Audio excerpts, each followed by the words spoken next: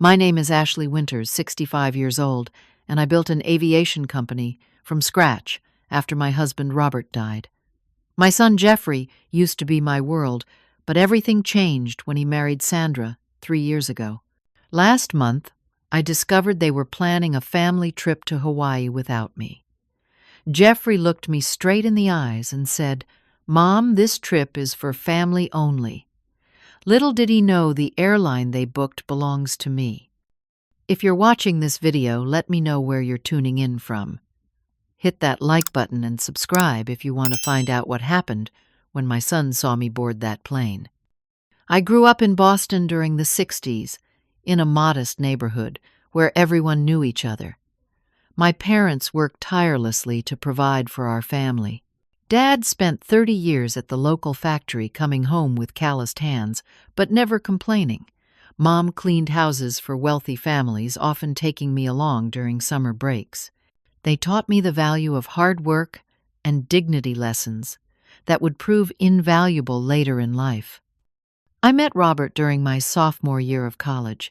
He was studying business while working nights as a security guard to pay his tuition. We married when I was 22, both of us full of dreams but with empty pockets. The early years were difficult. We lived in a tiny apartment with furniture collected from yard sales and discount stores.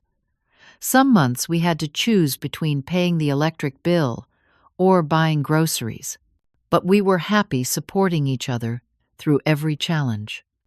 Robert had always been fascinated by aviation. He would spend hours watching planes take off and land at Logan Airport. One day he would tell me, "I want to be part of that world." It seemed like a distant dream until his uncle passed away, leaving him a small inheritance. Instead of buying a house like I suggested, Robert invested in a single-engine Cessna and started a modest charter service. I thought he was crazy at first, but soon found myself helping with bookkeeping, customer service, and eventually learning to fly myself. Over 20 years, we built Skyline Aviation from one plane to a fleet of 15 serving business people and tourists across New England. It wasn't glamorous, but it was ours, and we took immense pride in it. Then, 15 years ago, Robert suffered a massive heart attack while inspecting one of our aircraft. He was gone before the ambulance arrived. I was 50, suddenly widowed, and solely responsible for a business that everyone expected would fail without Robert at the helm. "You should sell," Robert's business partner advised. "Aviation is a tough industry, especially for a woman your age." I refused. Instead of crumbling under grief, I channeled it into determination. I obtained my commercial pilot's license, took business management courses, and worked 18-hour days to keep Skyline Aviation alive. Not just for Robert's memory, but for myself and for our children's future. Jeffrey was 25 when his father died. He had just graduated from Princeton with a business degree that Robert and I had sacrificed everything to pay for. While our daughter Elizabeth immediately offered to come home from college to help Jeffrey remain distant, absorbed in his own life. "Mom, I have my own career to think about," he said when I asked if he would consider joining the family business. "Besides, airlines are outdated. Tech is where the real money is." Despite his rejection, I continued to support Jeffrey emotionally and financially. When he wanted to start his own tech consulting firm, I was his first investor. When he needed connections, I introduced him to our wealthy clients. When he bought his first luxury condo in downtown Boston, I helped with the down payment. I never asked for anything in return except his happiness. Over the next decade, Skyline Aviation flourished beyond my wildest expectations. We expanded from charter services to regional commercial flights, rebranding as Atlantic Wings Airways. By acquiring smaller, struggling airlines during the economic downturn, we established routes throughout the East Coast and eventually to popular vacation destinations like Florida and the Caribbean. The little company Robert and I had started in our 30s was now worth millions. Jeffrey watched my success from a distance, occasionally calling for birthday wishes or showing up for Christmas dinner. His own business ventures had moderate success, but nothing compared to what I had built. I never sensed jealousy from him, just a peculiar detachment, as if my achievements were expected rather than extraordinary. 3 years ago, Jeffrey met Sandra Williams at a charity gala. She came from old money with a family that owned real estate throughout New England. Tall, impeccably dressed, and always camera-ready, Sandra had the polished appearance of someone who had never worried about paying bills. Their courtship was brief, and before I knew it, Jeffrey was calling to announce their engagement. "She's perfect, Mom," he gushed. "Her family is amazing. You should see their summer house in the Hamptons." I was happy that Jeffrey had found love, though something about Sandra made me uneasy. When we met for dinner, she spent more time on her phone than engaging in conversation.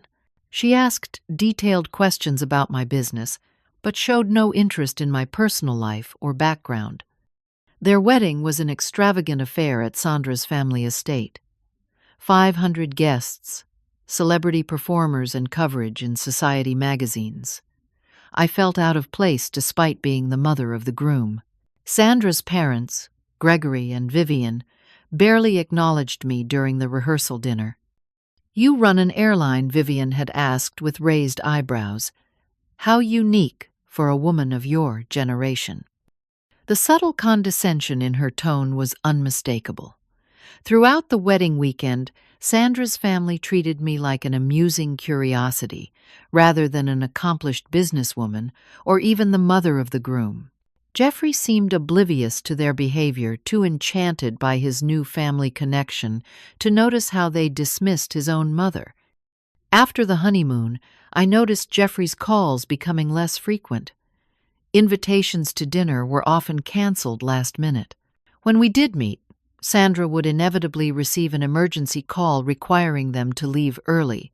My birthday passed without a visit, just a text message and a delivered flower arrangement that felt more like an obligation than a gesture of love.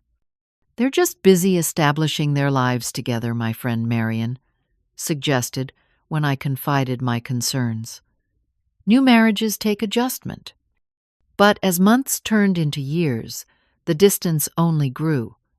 Jeffrey and Sandra moved to a gated community in the suburbs where they hosted lavish parties for her friends and family, but rarely included me.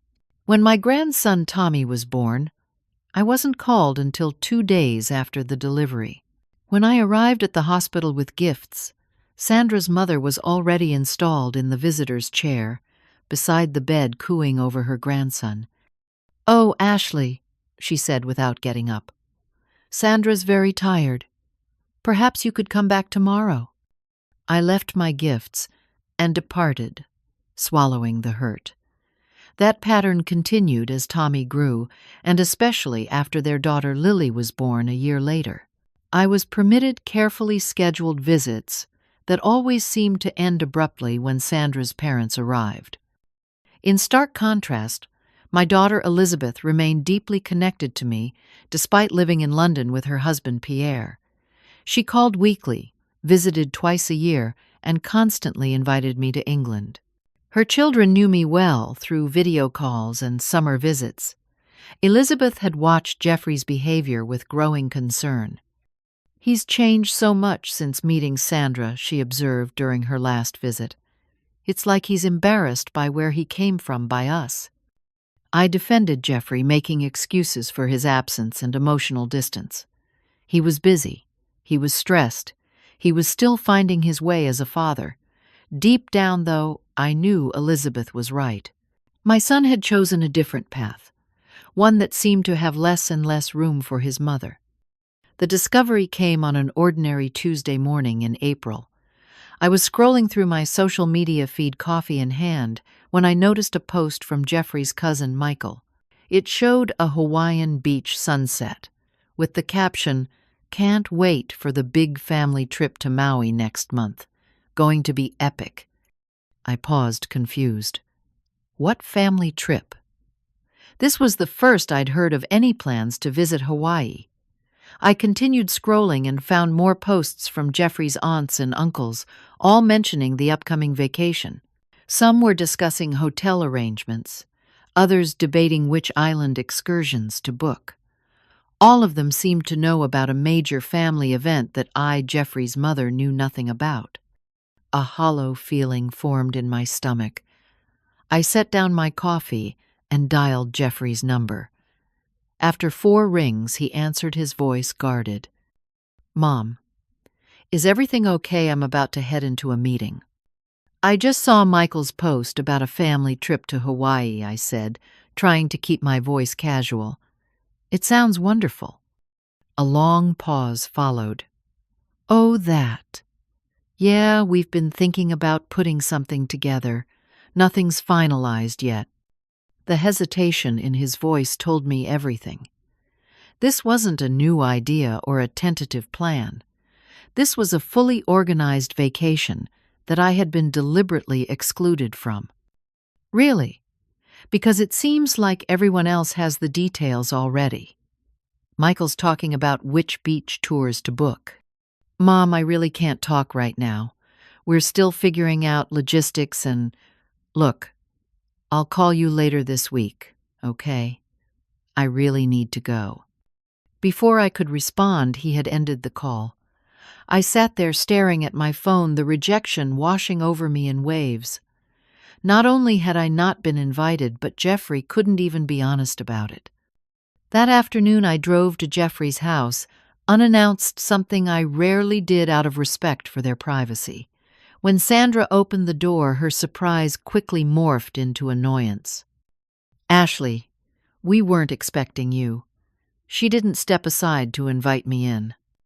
"I was in the neighborhood and thought I'd stop by to see the grandkids," I said pleasantly, though we both knew it was a pretense. Reluctantly, she let me enter. From the hallway, I could hear Jeffrey on the phone in his home office, his voice tense. "I don't know how she found out." "Yes, I know," we agreed. "Look, I'll handle it." Sandra hovered nearby as I greeted Tommy and Lily in the living room. While playing with the children, I noticed several documents spread across the coffee table. Sandra quickly moved to gather them, but not before I glimpsed what they were: detailed itineraries for a Hawaiian vacation, complete with flight information, hotel reservations, and daily activities. "It looks like your Hawaii plans are coming along nicely," I commented, nodding toward the papers in her hands. Sandra's lips tightened. "Jeffrey," she called out, "your mother is here." Jeffrey emerged from his office, looking harried. "Mom, I told you I'd call later." "I just wanted to see the grandkids," I replied, then added, "and perhaps hear about this family vacation everyone seems to know about, except me." An uncomfortable silence filled the room. Tommy looked up from his toys, sensing the tension. "Sandra, take the kids upstairs," Jeffrey instructed. Once they were gone, he sat across from me, his expression a mixture of guilt and irritation. "We were going to tell you about it eventually," he began. "When, the day before you left, or perhaps a nice postcard from the beach." He sighed heavily. "Look, Mom, this trip is just for immediate family." "I am your immediate family," I reminded him. "I'm your mother." "You know what I mean." "Sandra and the kids and her parents and sister are joining us. It's a small group." I felt as though I'd been slapped. "Sandra's family counts as immediate, but I don't—" "That's not what I meant." He ran his hand through his hair, a gesture reminiscent of his father. "It's just complicated. The accommodations are limited, and we already have too many people." As we talked, I noticed a passenger list among the papers Jeffrey hadn't managed to conceal. My name was clearly written, then crossed out with a thick black marker. Next to it in Sandra's handwriting was Tiffany Wilson, with a check mark. "Who's Tiffany Wilson?" I asked, pointing to the list. Jeffrey followed my gaze and quickly shuffled the papers. She's Sandra's friend from college. She's going through a divorce, and Sandra thought a vacation would help her. The realization hit me like a physical blow. Not only had I been excluded from this family-only trip, but my spot had been given to Sandra's friend. I was literally being replaced. So there's room for Sandra's friend, but not for your mother. My voice was barely above a whisper. Mom, please don't make this difficult. The arrangements are already made. The flights are booked. Which airline? I asked, suddenly curious. Atlantic Wings, he replied without thinking. They had the best schedule to Maui. The irony was almost too much to bear. They had booked flights on my airline, the company I had built from nothing, for a family vacation from which I had been excluded. I stood up, gathering what remained of my dignity. I see. Well, I hope you all have a wonderful time. Mom, wait, Jeffrey called as I headed for the door. It's not personal. I turned to face my son, the boy I had raised, the man who now looked at me with the detached politeness one might offer a distant acquaintance. Not personal, I echoed. Jeffrey, everything about family is personal. As I reached the door, Sandra appeared at the top of the stairs watching with barely concealed satisfaction. In that moment, I understood that this exclusion had very likely been her idea and that Jeffrey had gone along with it. I drove home with tears, blurring my vision, questioning everything about my relationship with my son. How had we reached this point? When had I become someone to be avoided rather than embraced? The pain in my chest felt physical, a mother's heart breaking not from death or disaster, but from simple rejection. That night's sleep eluded me entirely. I lay awake replaying Jeffrey's words, each one cutting deeper upon reflection. This trip is for family only. The phrase echoed in my mind like a cruel taunt. If I wasn't family, what was I? Around 3 a.m, I gave up on sleep and wandered into my home office. In the bottom drawer of my desk, I kept albums of family photos that Robert had meticulously organized before his death. I pulled out the one labeled Jeffrey Birth to Graduation and began turning the pages. There he was, as a newborn, his tiny hand wrapped around my finger as I gazed at him with exhausted adoration. Jeffrey at 5, proudly showing the model airplane Robert had helped him build. Jeffrey at 12, standing beside me after I'd spent all night helping him finish his science project. Jeffrey at 18, beaming in his graduation gown, while Robert and I stood on either side of him, our faces radiating pride. What happened to that boy who once wrote "World's Best Mom" in wobbly letters on my birthday cards? When did I transition from essential to expendable in his life? As dawn broke, I attempted to call Jeffrey again, hoping for a more reasonable conversation. The call went straight to voicemail. I tried 3 more times throughout the morning with the same result. Finally, around noon, I received a text message not from Jeffrey, but from Sandra. Jeffrey is too busy to talk right now. Please stop calling. We'll reach out when we have time. The dismissive tone of the message and the fact that my son was using his wife as a buffer between us intensified my hurt. It was as if I had become an annoyance rather than a parent. That afternoon, my niece Carolyn called. She was my sister's daughter and had always been close to Jeffrey. We chatted casually for a while before I carefully brought up the Hawaii trip. "Oh, Aunt Ashley, I thought you knew all about it," she said, sounding genuinely surprised. "Uncle Greg and Aunt Vivian have been planning it for months. They're covering a lot of the costs as some kind of anniversary present to themselves." "Sandra's parents are paying," I asked, pieces falling into place. "For the accommodations, yeah. Everyone's staying at this luxury resort in Maui. All the Williams family is going, plus our side too. I assumed you were going as well." "No," I said quietly. I wasn't invited. That can't be right, Carolyn protested. It's a whole family thing. Sandra's parents, her sister Amanda, and her husband, plus their kids. And from our side, there's Jeffrey. And Sandra the kids, plus Uncle Mike and Aunt Jenna and their kids. Even Grandma Ruth is going, and she's 87. My mother-in-law Ruth, who had moved to Florida after Robert died, was invited while I was not.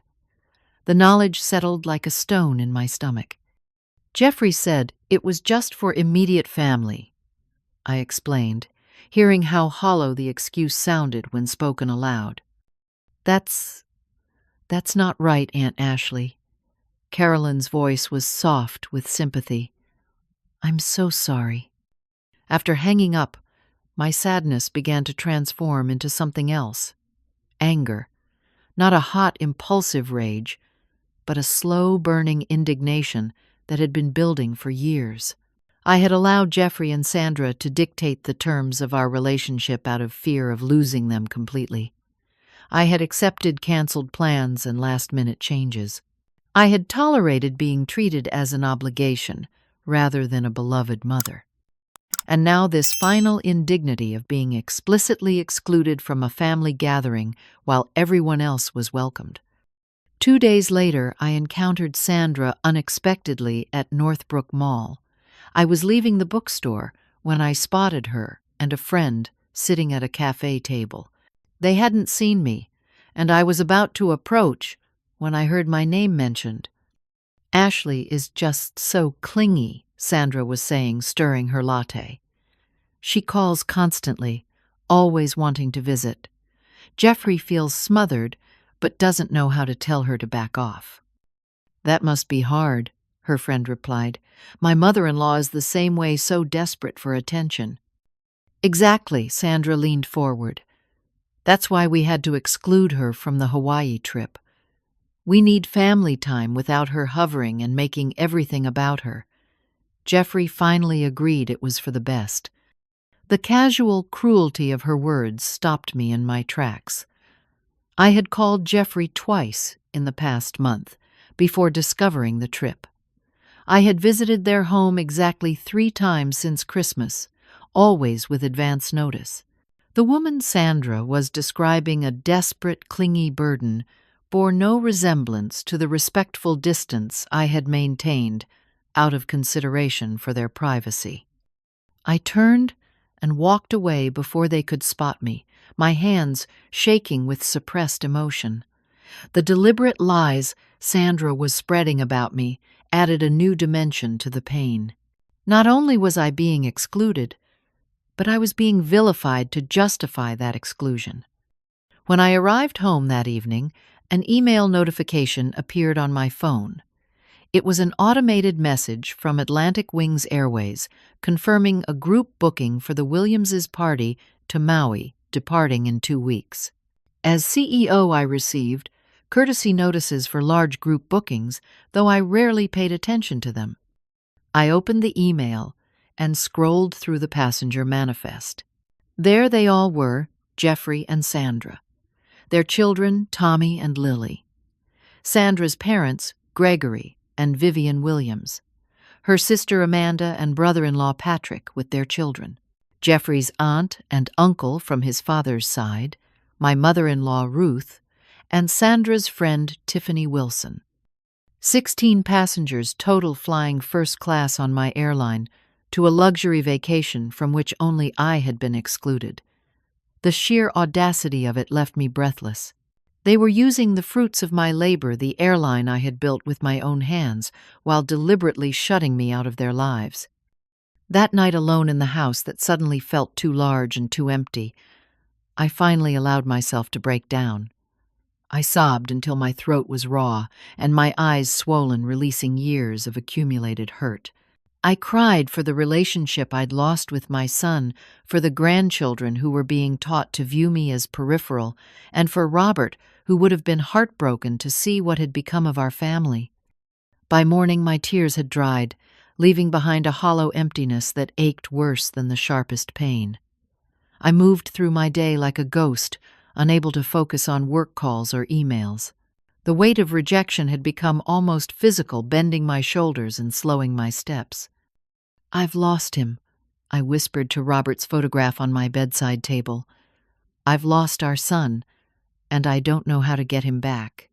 After 3 days of barely eating or sleeping, I knew I needed to reach out for support.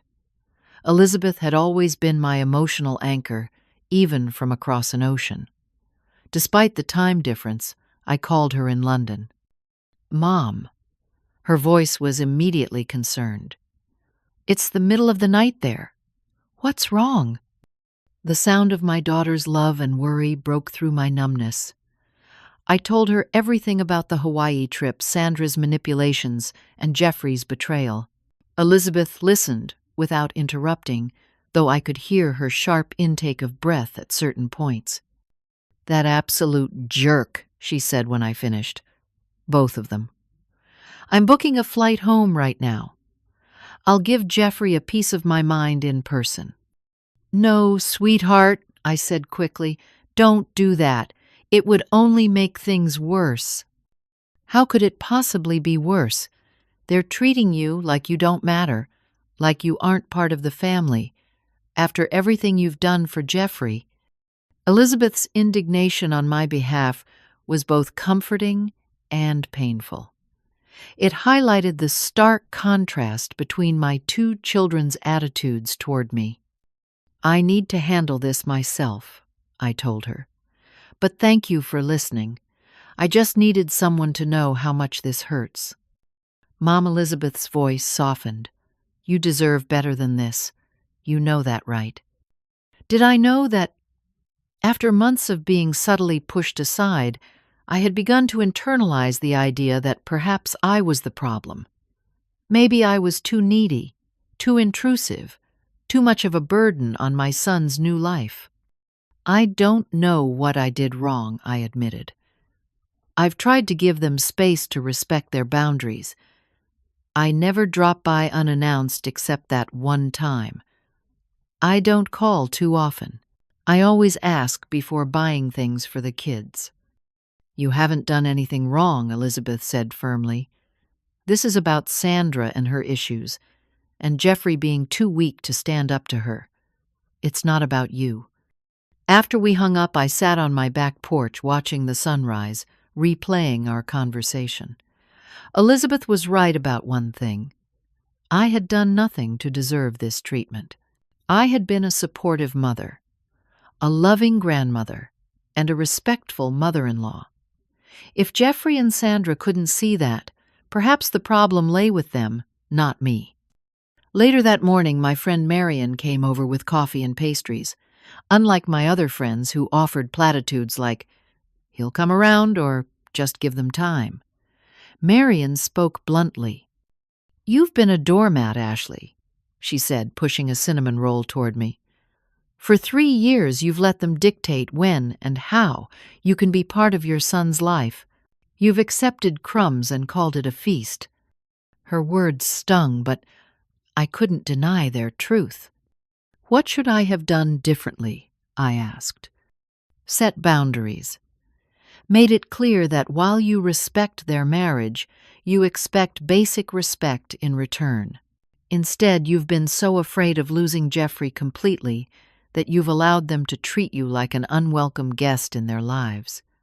I thought about all the times I'd swallowed my hurt feelings when plans were canceled, when visits were cut short, when Sandra spoke over me or dismissed my experiences. I had rationalized it all away to maintain peace. "It's not too late," Marion continued. "You can still stand up for yourself. How they've made it clear they don't want me around. That's their problem, not yours. You're Jeffrey's mother. You're Tommy and Lily's grandmother. Those relationships exist whether Sandra likes it or not." As Marion and I talked, my office phone rang. I was going to let it go to voicemail, but the caller ID showed Thomas Jensen, my operations director at Atlantic Wings. "I should take this," I told Marion. "It might be important." Thomas was calling about several routine matters, but at the end of our conversation, he mentioned casually, "By the way, everything's set for that special group booking to Hawaii next week. The Williams party, right, 16 passengers, all first class. I've assigned our best crew to the flight." "Thank you, Thomas," I replied automatically. But after hanging up, I sat very still, an idea beginning to form in my mind. They were flying on my airline, my company, the business I had built from nothing after Robert died, the same business Jeffrey had dismissed as outdated when he refused to join it, the airline whose success now funded his luxury lifestyle through the generous gifts and investments I had provided over the years.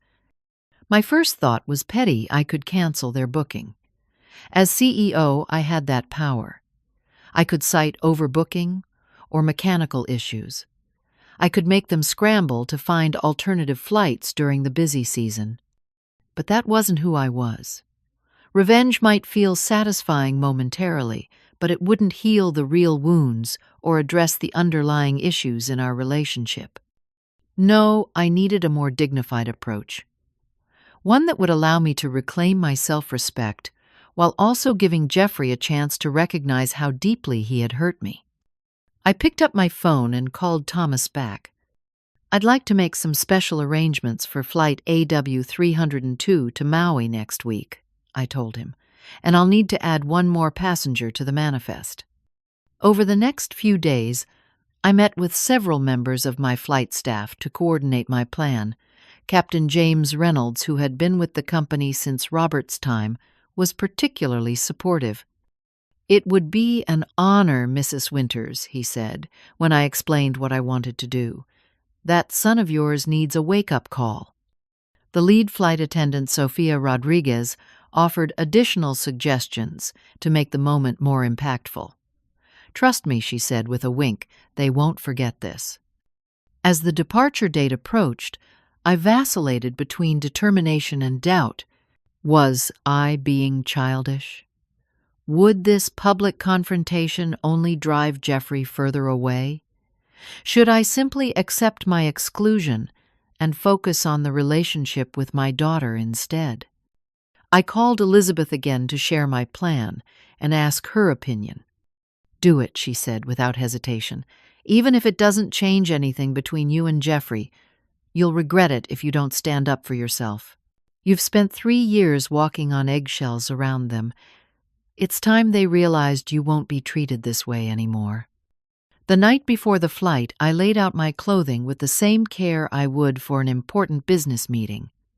A tailored navy suit that conveyed authority without ostentation. Pearl earrings Robert had given me on our 20th anniversary. Low-heeled shoes that were elegant yet comfortable. I would not appear desperate or frantic. I would be every inch the successful businesswoman and family matriarch that I was. As I set my alarm, I felt a strange calm settle over me. Whatever happened tomorrow would change my relationship with Jeffrey permanently, for better or worse. The uncertainty was terrifying, but for the first time in years, I felt in control of my own place in the family narrative. "I wish you were here to advise me," I told Robert's photograph. "But I think you'd approve. You always said we should stand up for ourselves, especially with family." I fell asleep that night with more peace than I had felt since discovering the Hawaii trip. I was done being a footnote in my own family story. Tomorrow I would remind them all exactly who I was. I arrived at Boston Logan International Airport 3 hours before the scheduled departure. Dressed in my navy suit with my company ID discreetly tucked into my pocket, I moved through the terminal with practiced ease. The staff who recognized me offered respectful nods, but maintained my requested discretion. From a quiet corner of the Atlantic Wing's first-class lounge, I watched the main terminal entrance. At precisely 10:15, exactly 2 hours before departure, as instructed on their itinerary, the Williams party arrived. Sandra led the procession, designer sunglasses perched on her head despite the indoor setting. directing the porters handling their excessive luggage. Jeffrey followed herding Tommy and Lily while checking his phone. Behind them came Sandra's parents, Gregory and Vivian, looking like they had stepped out of a country club brochure. The rest of the group trailed behind Sandra's sister and her family. My mother-in-law, Ruth, leaning on her cane, Jeffrey's aunt and uncle, and finally a sleek blonde woman, I assumed was Tiffany Sandra's newly divorced friend, who had taken my place. The sight of them all together, my family and the people who had replaced me in their lives, sent a sharp pain through my chest. Tommy was wearing the baseball cap I had given him for his birthday. Lily clutched the stuffed elephant I had bought her during our last visit to the zoo. These were my grandchildren, yet I had been deemed unworthy of joining them on this special trip. I watched as they checked in at the Atlantic Wings counter, where the agent had been instructed to process them normally, without any indication of what was to come. Sandra was gesturing emphatically about something, probably complaining about their seating arrangements, despite having been assigned the best locations in first class. After they cleared security, I waited 30 minutes before following the same path. My special boarding pass, created specifically for this flight, would allow me to board last, just before the doors closed. Captain Reynolds had personally guaranteed it would work according to plan. At the security checkpoint, I was waved through the priority lane as several TSA agents greeted me by name. As CEO of Atlantic Wings, I was a familiar face at Logan. This clearly caught the attention of Sandra's mother, Vivian, who was still collecting her belongings at the security exit. I saw her nudge her husband and whisper something while looking in my direction, but I moved past them without acknowledgement. In the boarding area, I positioned myself in a secluded corner with a clear view of Gate B-17. The Williams party had spread across several rows of seats, the children already restless, the adults engrossed in their phones or magazines. Jeffrey sat between Sandra and her father, nodding at something Gregory was saying. None of them noticed me watching. It was remarkable how invisible I had become to them, even in a public space where we were bound for the same destination. The boarding process began 30 minutes before departure. First-class passengers were called first, and I watched as the entire group gathered their belongings and moved toward the gate. Sandra was organizing everyone, checking boarding passes and counting heads like a school teacher with a class of children. Just as they approached the gate agent, Sandra happened to glance in my direction. Our eyes met across the crowded terminal. Her expression shifted from surprise to alarm to cold anger in the span of seconds. She grabbed Jeffrey's arm and whispered urgently in his ear. Jeffrey turned his eyes widening as he spotted me. Even from a distance, I could see the color drain from his face. He said something to Sandra, who shook her head vehemently. After a brief, tense exchange, Jeffrey broke away from the group and walked toward me. "Mom, what are you doing here?" His voice was strained, eyes darting around as if hoping no one was watching this uncomfortable encounter. "Hello, Jeffrey," I replied calmly. "Beautiful day for flying, isn't it?" "Are you? Are you following us?" The accusation in his tone was unmistakable. "No, dear. I'm simply at the airport." "Mom, please." He lowered his voice. "This is already awkward enough. We've been through this. The trip is arranged. There's no room to add anyone else." I smiled. The practice smile I used in difficult business negotiations. "I'm not asking to be added to your trip, Jeffrey." Before he could respond, Sandra appeared at his side, her face a mask of barely concealed hostility. "Ashley," she said my name, sounding like an accusation on her lips. "What a surprise." "Is it?" I asked pleasantly. "We're boarding now," she said to Jeffrey, ignoring my question. "Everyone's waiting." Jeffrey hesitated, clearly torn between his wife and his mother. "Mom, I'll call you when we get back." "Okay, we can talk then." "Of course," I replied. "Enjoy your flight." Sandra practically dragged him back to the boarding gate, where the rest of the family was watching our interaction with varying degrees of curiosity and discomfort. As they showed their boarding passes and began to move down the jet bridge, Sandra turned back to give me one last triumphant look. "Go home," she mouthed, a cold smile playing on her lips. I remained in my seat watching as each family member disappeared down the corridor. Tommy looked back once, raising his small hand in what might have been a wave before his father ushered him forward. My mother-in-law Ruth paused briefly, guilt flickering across her features before she too was swallowed by the jet bridge. For 15 minutes I sat alone in the boarding area as other passengers for flight AW302 were called by group number. Finally, when almost everyone had boarded the gate agent, Maria approached me with a smile.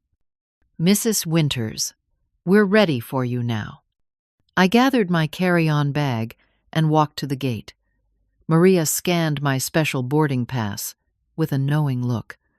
"Have a wonderful flight, Mrs. Winters," she said loudly enough for the few remaining passengers to hear.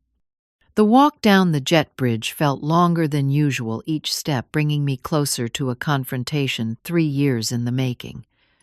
At the aircraft door, Captain Reynolds himself was waiting instead of the usual flight attendant. "Mrs. Winters," he greeted me with a formal nod before turning to lead me into the cabin. "Ladies and gentlemen, please welcome aboard the owner and CEO of Atlantic Wings Airways." A hush fell over the first-class cabin where the Williams party occupied most of the seats. 16 pairs of eyes turned toward me, expressions ranging from shock to embarrassment to outright dismay. Jeffrey looked as though he might be ill, his face ashen. Sandra's mouth had dropped open in an almost comical expression of disbelief. Her parents exchanged confused glances, clearly trying to process this new information. "Welcome aboard, owner," Captain Reynolds said clearly, his voice carrying throughout the silent cabin.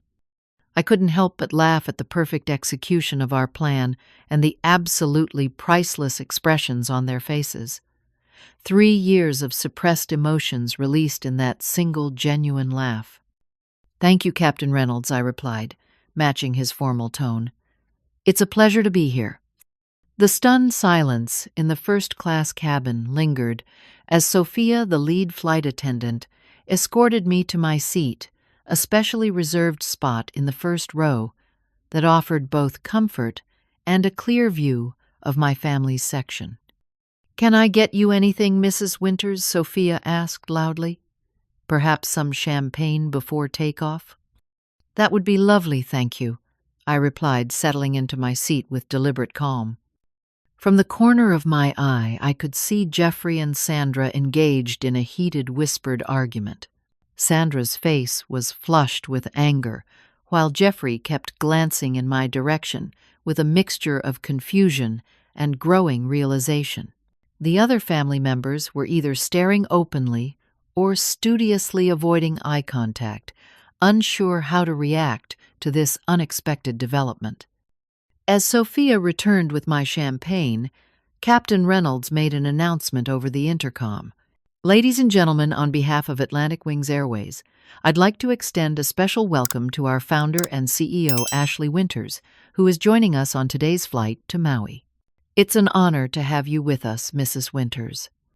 The other passengers around me smiled or nodded politely, unaware of the family drama unfolding. To them, I was simply an executive, enjoying the perks of her position. Only the Williams party understood the true significance of my presence. Once we reached cruising altitude, Sandra made her move. I watched as she unbuckled her seatbelt and strode purposefully toward the front of the cabin. Sophia intercepted her before she reached my row. "I need to speak with my mother-in-law," Sandra said loudly enough for me to hear. "I'm sorry, ma'am, but we're still observing the seatbelt sign," Sophia replied pleasantly but firmly. "Please return to your seat." "This is ridiculous," Sandra hissed. "She's only here to cause a scene." "Ma'am, please return to your seat," Sophia repeated, her smile, unwavering but her tone brooking no argument. With a final glare in my direction, Sandra retreated to her place beside Jeffrey, who had watched the exchange with visible discomfort. About an hour into the flight after meal service had begun, Jeffrey finally approached my seat. Unlike Sandra, he waited until the seatbelt sign was off and spoke respectfully to Sophia before coming forward. "Mom," he said quietly, sliding into the empty seat beside me, "I think we need to talk." "I agree," I replied, setting aside my half-finished meal. "Why didn't you tell me you owned Atlantic Wings?" he asked, his voice a mixture of confusion and accusation. "All this time I thought it was just a small regional airline you managed."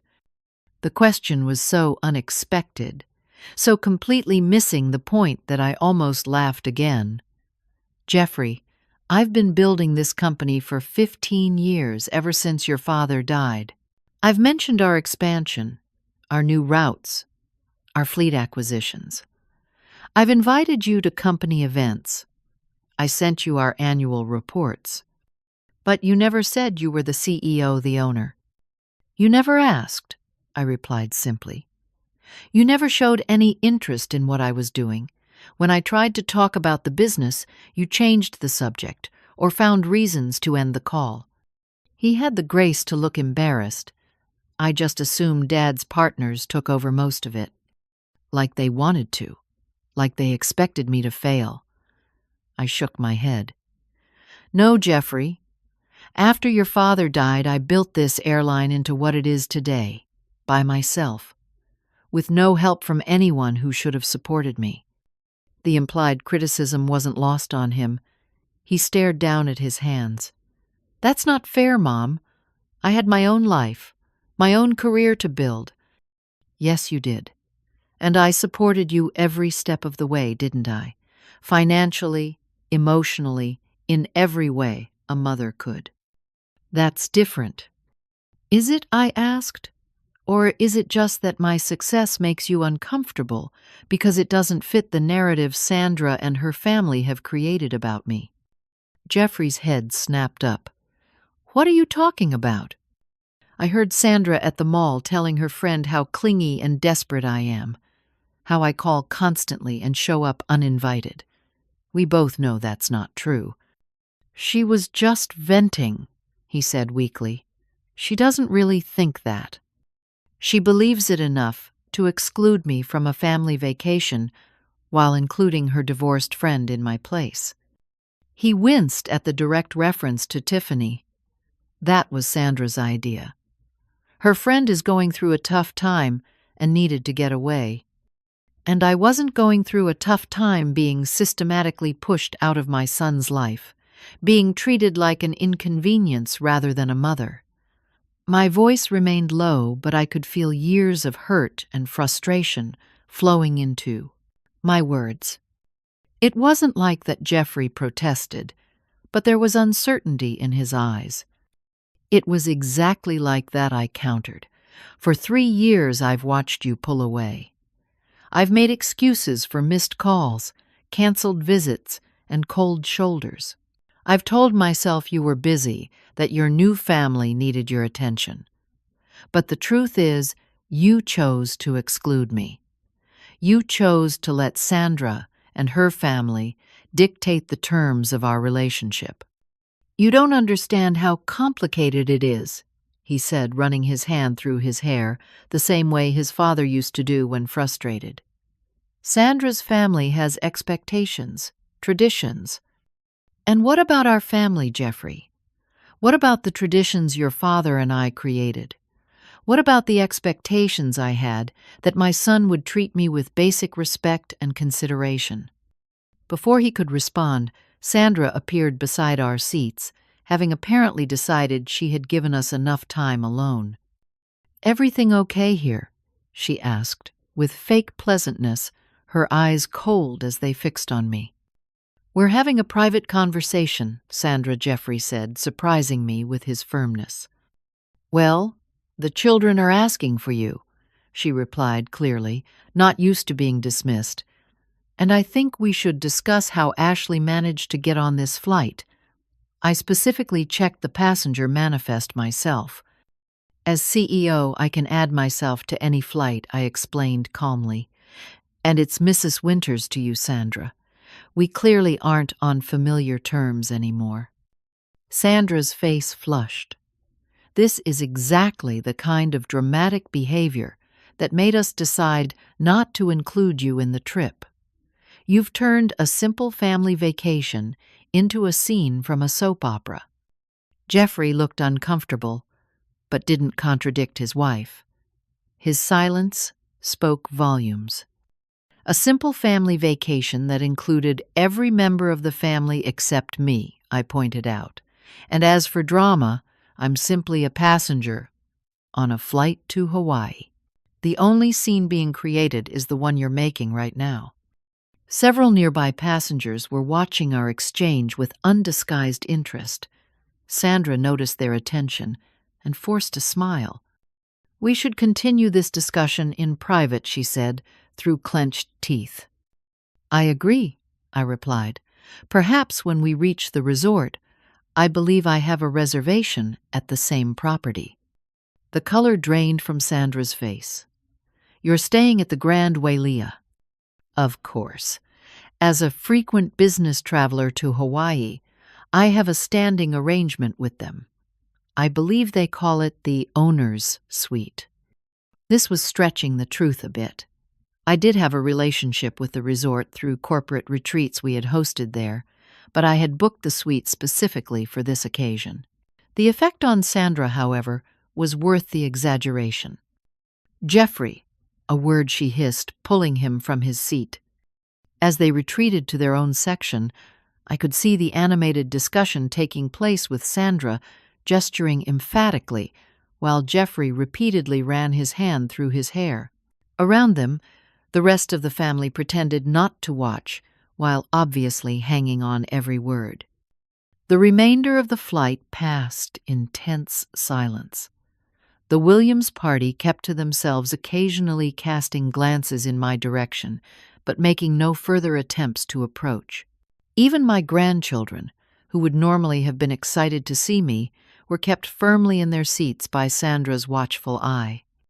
As we began our descent into Maui, Captain Reynolds made one final announcement. "Ladies and gentlemen, on behalf of myself and the entire crew, I'd like to thank Mrs. Winters for joining us today. Her leadership has made Atlantic Wings the premier airline for Hawaiian destinations. We hope you enjoy your stay in paradise." It was a small gesture, but the public acknowledgement of my position and contribution provided a measure of satisfaction. As we taxied to the gate, I remained in my seat, allowing the Williams party to disembark first. Their hurried exit, laden with carry-on bags, and avoiding eye contact, told me all I needed to know about the impact of my presence. Only my mother-in-law, Ruth, paused briefly beside my seat. "I should have spoken up," she said quietly. "I'm sorry, Ashley." Her small act of contrition, while appreciated, highlighted how completely I had been abandoned by the people who should have valued me most. As I finally left the aircraft, Captain Reynolds gave me a subtle nod of approval. "Well played, Mrs. Winters," he said softly. "Your husband would have been proud." The Grand Wailea Resort spread before me like a tropical paradise, palm trees swaying in the gentle Hawaiian breeze, the Pacific Ocean, a stunning blue backdrop to the elegant buildings. After checking into the owner's suite, a spacious accommodation with a private lanai overlooking the water, I spent the evening alone reflecting on the day's events and preparing for whatever might come next. I had made my point on the airplane. I had shown Jeffrey and his family that I would not be dismissed or forgotten. But what now? Was this a Pyrrhic victory that would permanently damage my relationship with my son and grandchildren? Or could it be the beginning of an honest conversation that might lead to healing? The answer came the following morning. I was enjoying breakfast on my lanai when a knock sounded at my door. I opened it to find Jeffrey standing alone, looking tired and slightly disheveled as if he hadn't slept well. "Can we talk?" he asked hesitantly. "Just us." I stepped aside to let him enter. We sat in the comfortable seating area of the suite, an awkward silence hanging between us, until Jeffrey finally spoke. "I owe you an apology, Mom. A big one." The simple acknowledgement loosened something tight in my chest. "Yes, you do.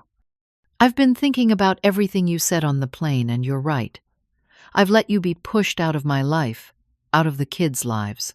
I've stood by while Sandra and her family treated you like you were less than. And worst of all, I've pretended not to notice because it was easier than standing up to them." His candor surprised me. I had expected defensiveness or excuses, not this straightforward admission. "Why?" I asked simply. "What changed between us, Jeffrey? We were always so close."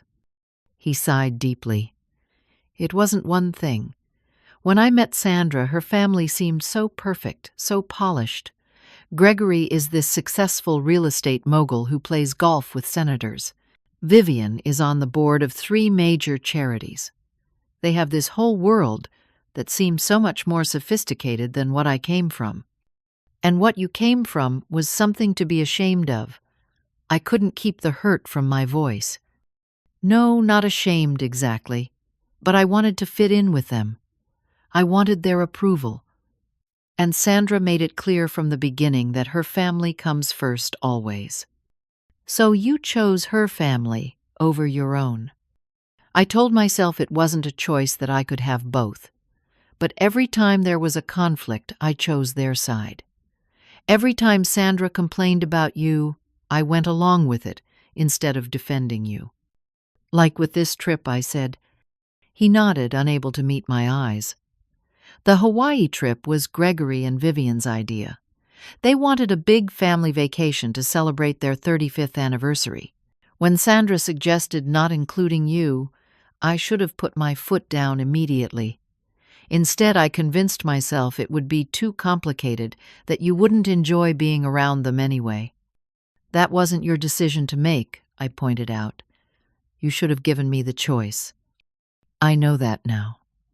He looked up at me, his eyes glistening with unshed tears. "When I saw you on that plane, when Captain Reynolds introduced you as the owner and CEO, I felt this horrible mixture of shame and pride. Shame because of how we've treated you, and pride because my mother built something so impressive that none of us even fully understood." "Sandra's parents certainly didn't know," I remarked, remembering their shocked expressions. "No one did. Sandra spent the whole flight alternating between being furious and being completely mortified that she'd been treating the CEO of Atlantic Wings like some kind of nuisance. Despite everything, I found myself smiling at the image. That wasn't why I did it, though. This wasn't about embarrassing anyone. I know. You did it because it was the only way to make us see what we've been doing to you." He reached for my hand. "Mom, I am so, so sorry. Not just for the trip, but for everything. For letting you be pushed aside, for not appreciating everything you've done, for forgetting who we are to each other." The sincerity in his voice broke through the last of my defenses. Tears welled in my eyes as I squeezed his hand. "I've missed you, Jeffrey, not just your presence, but the connection we used to have. I've missed being your mom." "I've missed it too," he admitted, "more than I realized until yesterday." We talked for hours. Really talked for the first time in years.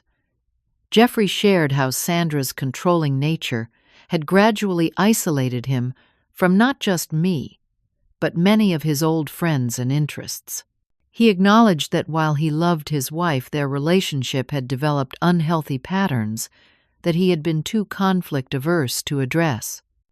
"I need to make changes," he said firmly, "starting with how we treat you.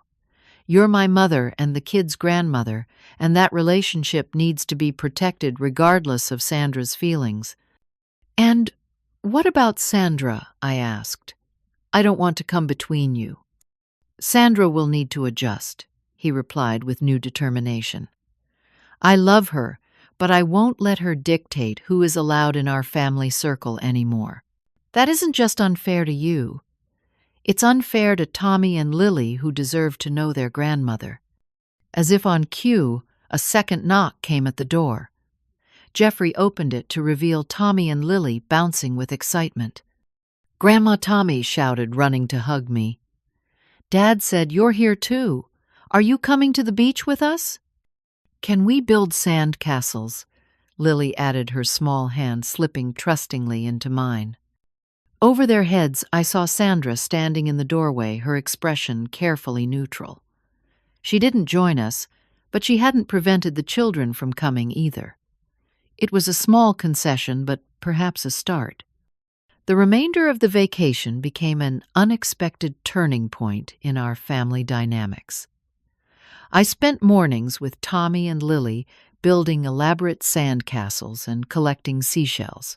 Jeffrey made a point of including me in family activities, from snorkeling excursions to sunset dinners. Sandra remained distant but civil, especially when her parents were watching. And they were always watching their attitude toward me, shifting from dismissive to cautiously respectful as they processed the realization that I wasn't just Jeffrey's mother, but a successful businesswoman in my own right. Midway through the week, Sandra's father, Gregory, approached me as I sat alone by the pool. "Mrs. Winters," he began formally, "I believe we owe you an apology." "We?" I asked, raising an eyebrow. "My wife and I," he clarified, looking uncomfortable.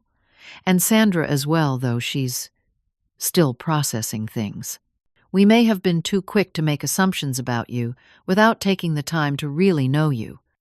"That's a diplomatic way of saying you looked down on me," I replied calmly. He had the grace to look embarrassed. "Yes, well, we were wrong, and I apologize for any role we played in creating distance between you and Jeffrey's family."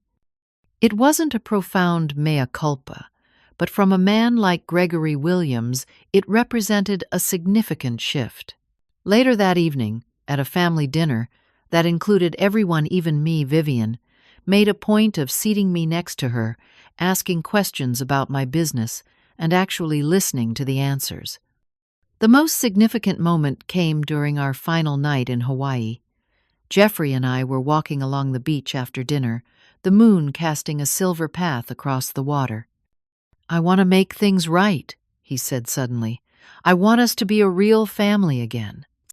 "What does that look like to you?" I asked. "Regular visits without Sandra, controlling when or for how long. Sunday dinners at least twice a month. Holiday celebrations together. And no more lies about you to the kids or anyone else." "And Sandra is on board with this?" He smiled wryly. "Let's just say we've had some very frank conversations this week. She knows I'm serious about this. And honestly, seeing how her parents have changed their attitude toward you has influenced her as well. People like Sandra and her family respect power and success. Now that they know who you really are, they're seeing you through new eyes." "I don't want respect based on my business success," I told him. "I want respect as your mother, as the children's grandmother. That should be enough." "It is enough," he assured me. "But sometimes people need to have their preconceptions shattered before they can see what was always right in front of them."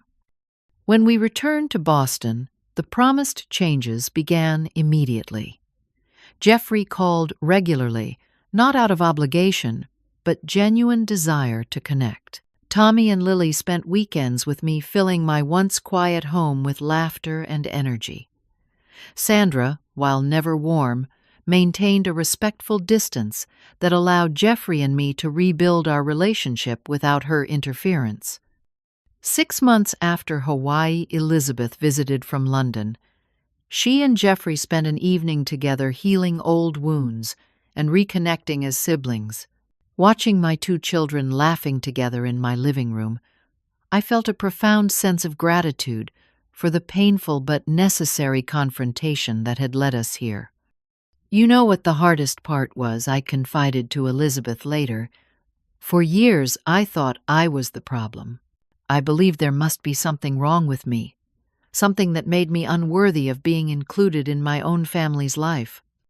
"That's what emotional manipulation does," Elizabeth said wisely.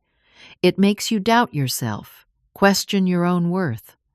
I'm just glad you found the courage to stand up for yourself." "It wasn't courage so much as desperation," I admitted. "I couldn't bear the thought of spending the rest of my life on the outside looking in." Whatever it was, it worked. Jeffrey seems like his old self again, and even Sandra is making an effort in her own limited way. The truth was, our family would never be perfect.